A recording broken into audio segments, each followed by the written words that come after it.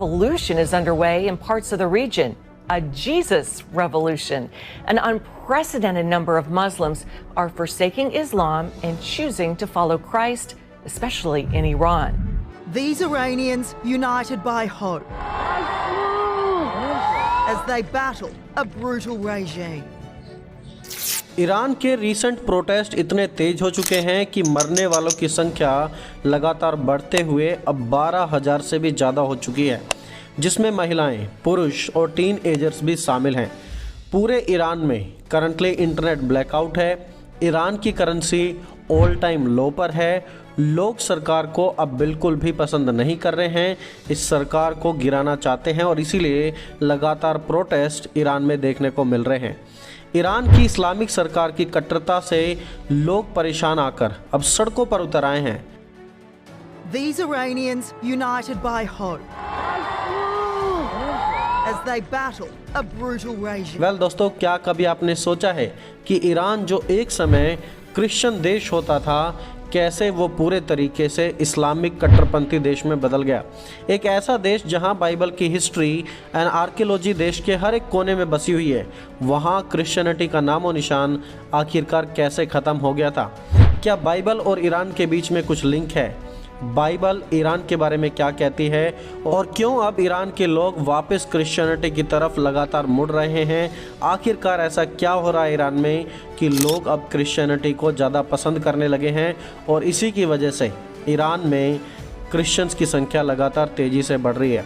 Iran की बेदारी के बारे में आज हम विस्तार से इस वीडियो में बात करने वाले हैं, इसलिए इस वीडियो को पूरा ज़रूर देखना ताकि आप समझ पाएँ कि आखिरकार ईरान में क्रिश्चियनिटी के साथ क्या हो रहा है। सो दोस्तों, वीडियो को शुरू करने से पहले मैं आपको बता दूं कि यदि आप इस चैनल पर नए हैं तो इस चैनल को ज़रूर सब्सक्राइब करें ताकि आपको ऐसी वीडियोस रेगुलरली मिलती रहे। तो चलिए बिना टाइम वेस्ट किए हम शुरू करते हैं।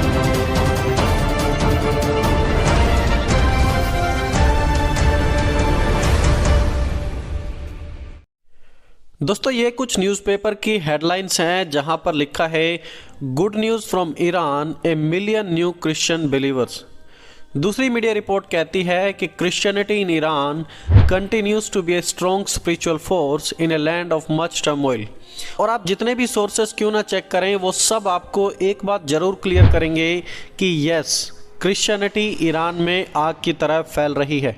लेकिन ऐसा क्या हुआ ईरान में कि अचानक कुछ समय में कट्टर मुस्लिम्स इस्लाम को छोड़कर अब यीशु मसीह की ओर मुड़ रहे हैं? Let's discuss this in this video. दोस्तों, एक ऐसा समय था जब यदि ईरान का नाम लिया जाता था तो दो तीन चीज़ें थी जो लोगों का ईरान का नाम सुनते ही उनके दिमाग में आती थी, जैसे कि हार्डकोर मुस्लिम्स। लोग मानते थे कि ईरान में हार्डकोर मुस्लिम्स हैं, आतंकवाद बहुत ही ज़्यादा है और वो लोग इजराइल के विरोधी हैं। लेकिन आज शायद यह तस्वीर आपके दिमाग से हमेशा के लिए मिटने वाली है, क्योंकि जो ईरान के बारे में सच्चाई आप इस वीडियो में जानेंगे वो आपकी इस तस्वीर को बदल कर रख देगी। ईरान की सभ्यता one of the oldest civilisations in the world है, जिसका इतिहास हजारों साल पुराना है और बाइबल से भी ईरान का बहुत ही ज़्यादा गहरा रिश्ता रहा है। जैसे कि शूश ईरान में टूम्ब ऑफ प्रोफेट दानियल नबी की एक कब्र है। दानियल नबी पुराने नियम के मुख्य भविष्यवक्ताओं में से एक थे और लोकल ईरानियन ट्रेडिशंस का और कुछ यहूदी इतिहासकारों का कहना है कि दानियल नबी का अंतिम समय पर्शिया यानी कि ईरान में बीता और वहीं पर यह उनकी कब्र है जो दिखने में कुछ ऐसी है। मैं आपके सामने फ़ोटो शेयर कर रहा हूँ, ऐसा कुछ ऐतिहासिक रिकॉर्ड्स का कहना है। और भी कुछ इंटरेस्टिंग हिस्टोरिकल बिब्लिकल प्लेसेस हैं ईरान में, जैसे कि टूम्ब ऑफ प्रोफेट हबकुक नबी की एक कब्र जो दिखने में कुछ ऐसी है। हबकुक नबी भी बाइबल के एक नबी थे जिन्होंने भविष्यवाणी की थी और यह कब्र दिखने में कुछ ऐसी है। कुछ एक्सपर्ट्स का कहना है कि हबकुक नबी की कब्र इजराइल में थी और कुछ का कहना है कि ईरान में। जो ईरान वाली है वो मैं आपको दिखा रहा हूँ। सो ओवरऑल यदि देखा जाए तो ईरान और बाइबल के हिस्टोरिकल कनेक्शंस काफ़ी स्ट्रॉन्ग है। पुराने नियम में ईरान को पर्शिया के नाम से जाना जाता है और एजरा की किताब में, दूसरे इतिहास की किताब में, यहेजकेल नबी की किताब में, राइटिंग्स में वहाँ पर हमें पता लगता है कि पर्शिया का नाम बार बार बाइबल में आता है। और बाइबल में एक बहुत ही फेमस स्टोरी रही है जिसे आज हर कोई जानता है, और वो फेमस स्टोरी है Daniel in the lion's den. दानियल नबी शेरों की मान में। एंड यस, ये जो घटना थी, ये घटना भी ईरान में ही हुई थी उस समय। और दानियल 6 अध्याय उसकी 28 आयत में इसी पर्शिया के नाम से वो 6ठा अध्याय एंड होता है। ये वर्ष आपके सामने है, आप देखिए। सो आप देखेंगे कि बाइबल में बार बार पर्शिया यानी कि ईरान के बारे में बार बार जिक्र किया गया है। इज़रा के समय में, दानियल के समय, यहेजकेल के समय, और कुछ नबियों की कब्रें भी वहाँ पर हैं जो कि ईरानियन ट्रेडिशंस के अनुसार एक्सप्लेन की जाती हैं। सो ईरान का और बाइबल का एक बहुत ही गहरा रिश्ता रहा है काफ़ी पुराने समय से। Well now let's get back to the original story. Iran initially एक ऐसा देश था जहां मसीहत बहुत ही तेज़ी से फैल रही थी स्टार्टिंग में, लेकिन जब इस्लाम ने आकर कब्जा किया, लड़ाइयाँ हुई, काफ़ी सारी जंग हुई, तो इस्लामिक फोर्सेस ने वहां पर कब्जा कर लिया। और कब्जा करने के बाद क्या हुआ, इस्लामिक नियमों को फ़ारसी लोगों पर थोपना शुरू कर दिया गया। और आज जो लोकल ईरानियन लोग हैं उनका कहना है कि वो ओरिजिनली अरब मुस्लिम्स नहीं हैं, बल्कि वो फ़ारसी हैं। इस्लाम फ़ारसी लोगों का अपना रिलीजन और कल्चर नहीं है। जैसे कि आपके सामने मैं कुछ वीडियो क्लिप्स रख रहा हूँ। ये जो वीडियो क्लिप आप देखने वाले हैं, इसमें ईरान के नेशनल लेवल के बास्केटबॉल प्लेयर हैं और वो खुद इस बात को कह रहे हैं कि इस्लाम हमारा धर्म नहीं है, बट ओरिजिनली हम लोग बाइबल के बहुत करीब थे। एक ऐसा समय था। आप देखिए इस वीडियो क्लिप में। So, I mean, Persian culture goes back a lot. I mean, we see it in the Bible too. When Islam actually came to Iran and the Islamic way impacted Iran, when you go back to the root, we are Persians. 1979 दोस्तों, 1979, यदि इससे पहले की Iran की पुरानी footages देखी जाएं तो ईरान काफ़ी सेकुलर था। ईरान में लोगों का ड्रेसअप अलग था, कोई हिजाब नहीं था, महिलाएं बुर्का नहीं पहनती थी। ओवरऑल काफ़ी मॉडर्न सोसाइटी लगती थी, जैसे पुरानी यूरोपियन सोसाइटीज़ लगती हैं।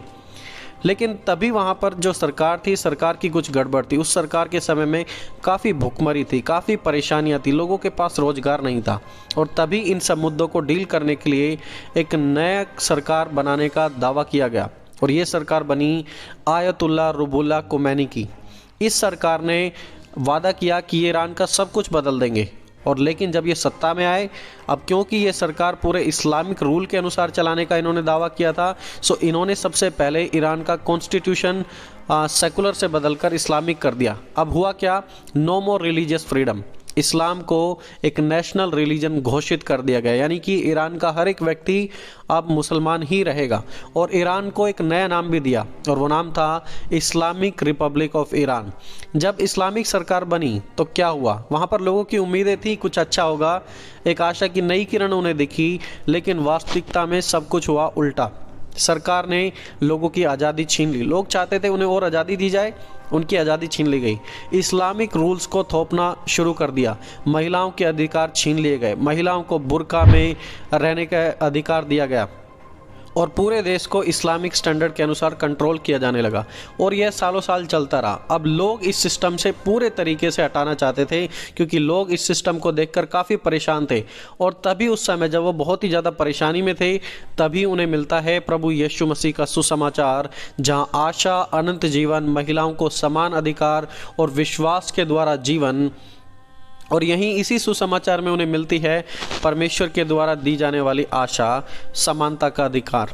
सन 2008 की एक BBC रिपोर्ट में बताया गया था कि Iran has the lowest mosque attendance of any Islamic country. मतलब पूरी दुनिया में जितने भी मुसलमान देश हैं, उन सब में ईरान ही एकमात्र ऐसा देश है जहां लोग सबसे कम मस्जिद में जाते हैं।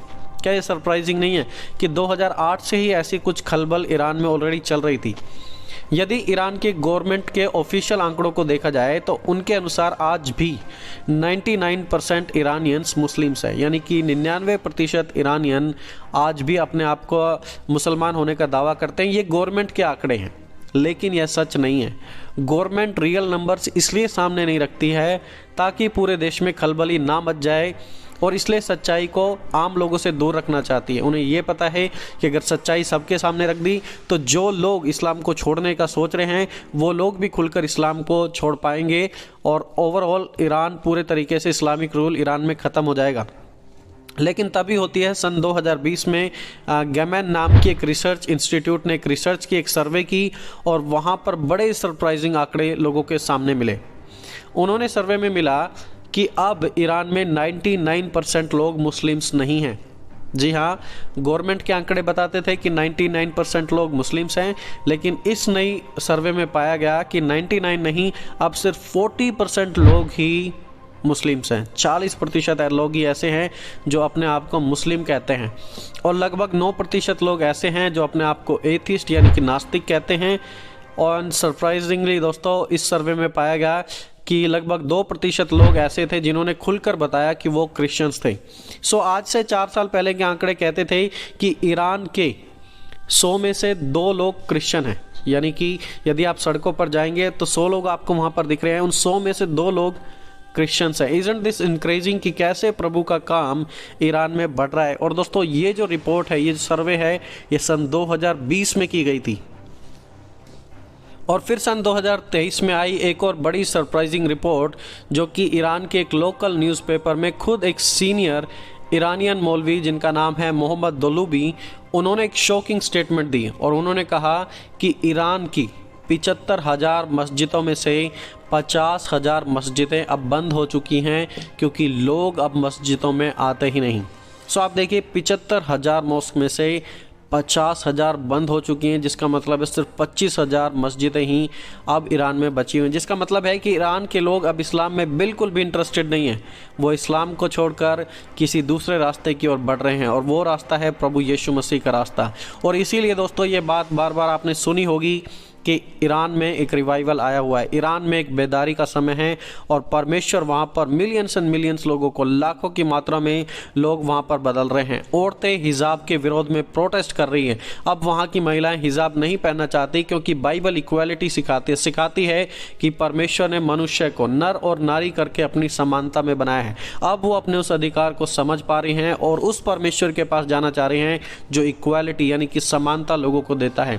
ईरान आज परमेश्वर के नाम की एक महान बेदारी को देख रहा है, जहां लाखों की संख्या में लोग सच्चे खुदावंद मसीह यीशु को जान रहे हैं। और ईरान की सिचुएशन एक और बात को क्लियर करती है कि कोई देश, कोई सरकार परमेश्वर के काम को नहीं रोक सकती। परमेश्वर का काम लगातार बढ़ता ही रहेगा। सताव आएगा, लेकिन सताव भी, सरकार भी कभी भी परमेश्वर के काम को नहीं रोक पाएंगी। परमेश्वर का काम बढ़ता ही जाएगा।